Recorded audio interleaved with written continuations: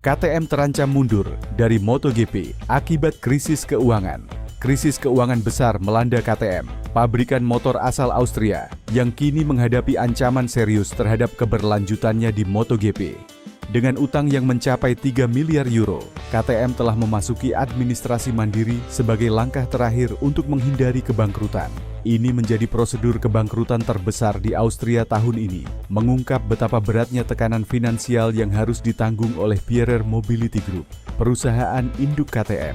Permasalahan ini mulai mencuat pada Oktober lalu, ketika jumlah anggota Dewan Direksi dikurangi dari 6 menjadi 2 orang.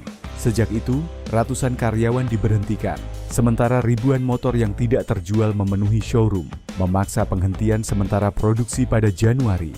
Resesi di Jerman dan perubahan permintaan di pasar utama disebut sebagai pemicu utama keterpurukan ini.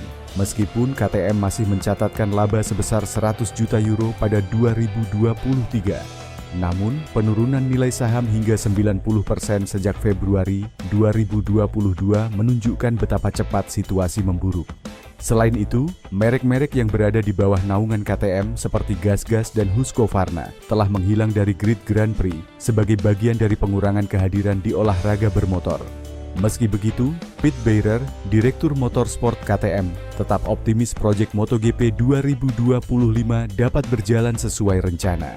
Pedro Acosta dan Brad Binder dijadwalkan memperkuat tim pabrikan, sementara skuad Tech 3 akan didukung oleh Maverick Viñales dan Enea Bastianini.